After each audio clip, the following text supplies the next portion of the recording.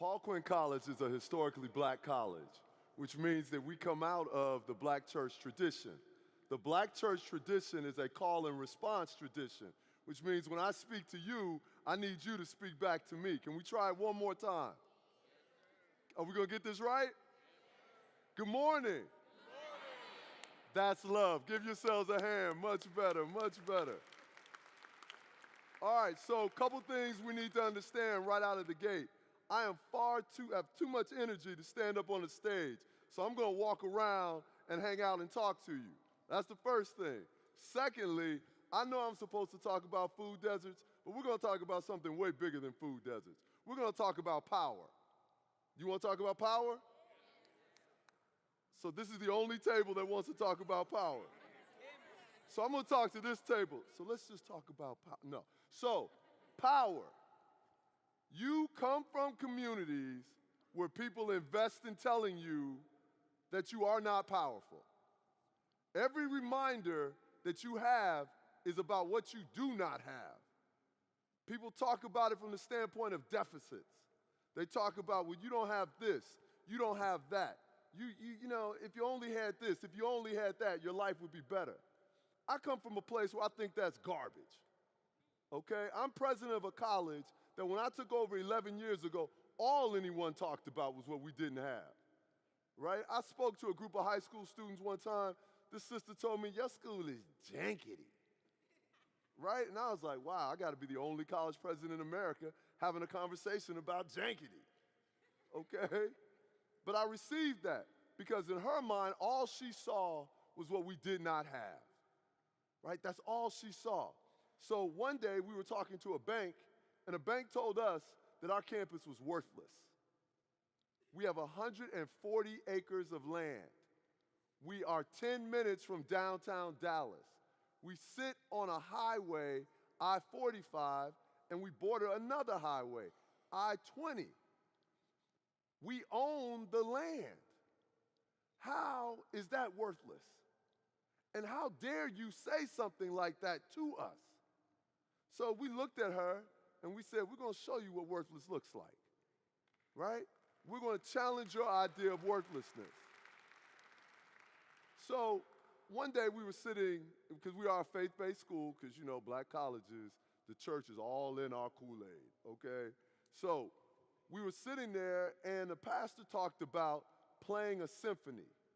He said, some people will tell you you can only play a symphony if you have 88 pieces of an orchestra. What about playing a symphony with the one string you have? And I was like, oh, hold up. We're going to play the symphony with the string we have. So at that time, we were fighting because we were closer to the city garbage dump than we were a grocery store. Think about that for a minute. What does that say about a community that folks have allowed it to exist closer to a garbage dump than a grocery store? It's fundamentally disrespectful. No one should live that way. But we had land, right? We had 140 acres of land that we owned. So we could do whatever we wanted to do with it. So we cut our football program and we turned our football field into a farm. People tripped out because we're in Texas. And you know, football in Texas is a religious experience. And we are a black college that educates black and Hispanic students because people tell us that the only way out of poverty for black and Hispanic students are sports, music. Really, it's just sports and music, right? That's what they would like us to believe. We know better than that. We know we have gifts that people can't even imagine, right? So we challenged this idea that all we could do was climb out and dream a dream that was associated with our bodies. We wanted to associate a dream with our minds. We reimagined our possibilities. So when we turned the football field into a farm, we started showing people what you could do with one string. That string, since that time, has turned into a thriving practice. We have grown over 50,000 pounds of food. We sell food to the Dallas Cowboys. We sell food to grocery stores. We sell food to restaurants.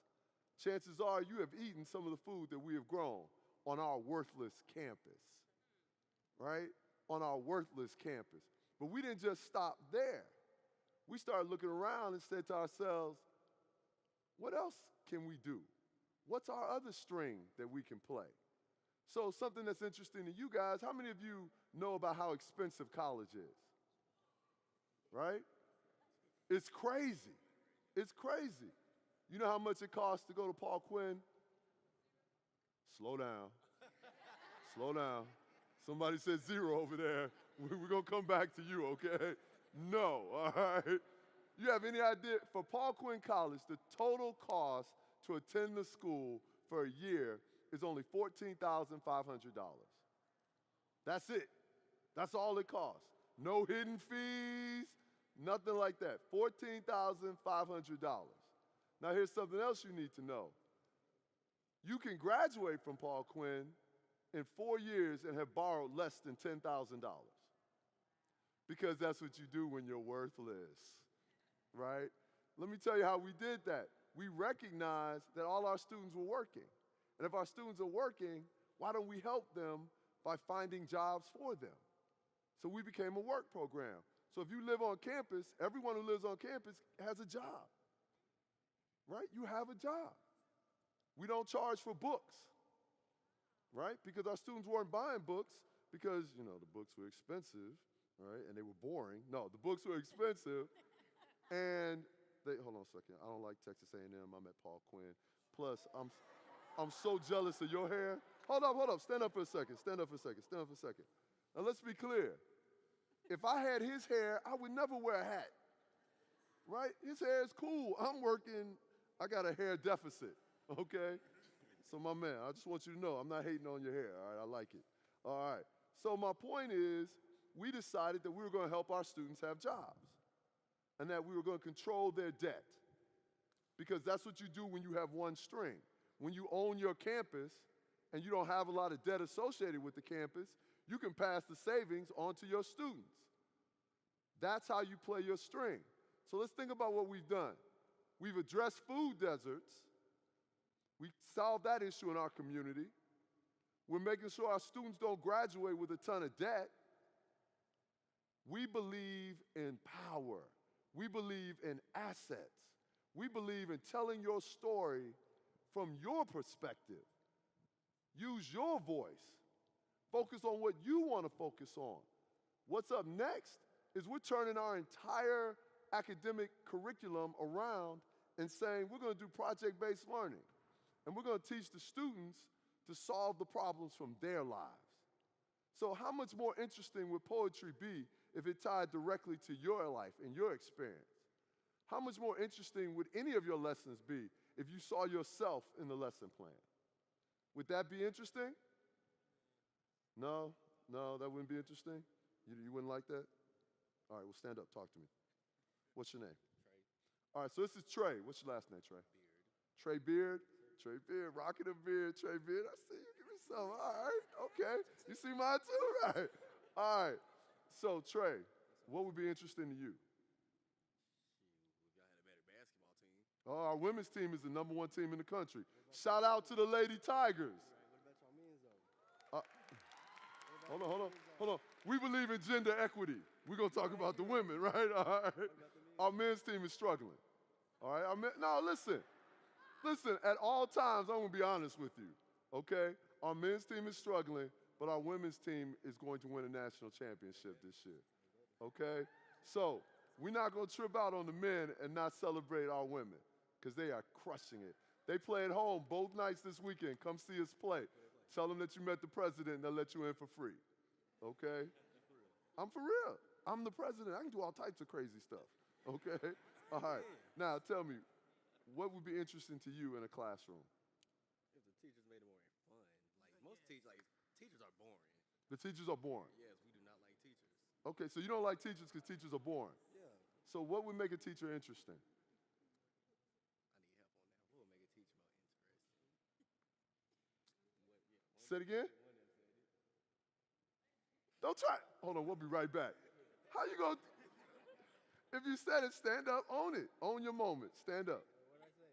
You said more Kahoot. More Kahoot? Yeah. What? You're going to have to decipher that for us. Basically, more group activities like fun, educational, like algebra class. Ah, so you want it to be more interactive. Yes, basically. Okay. Give me some dap. No, I'm just going to dap you up. All right. There we go. Thank you. All right.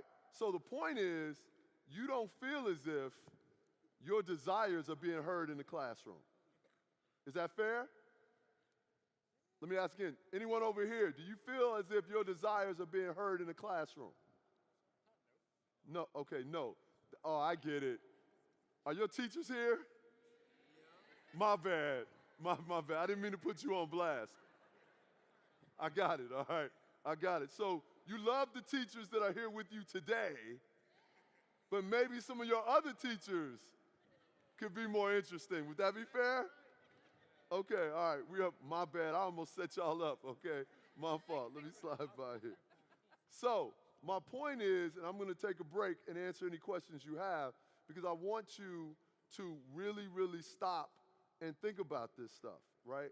I want you to understand how powerful you are. I want you to understand how powerful your voices are. I want you to understand that everyone isn't going to understand your vision. People rarely believe things they haven't seen before, and they never believe them in the places that they didn't believe they should come from. We are one of the most innovative colleges in America. That's not just us saying it. The New York Times has said that. The Wall Street Journal has said that. Heck, we're hanging out in the Aspen Institute because they believe that, okay? But the fact of the matter is we believe in innovation for us, right?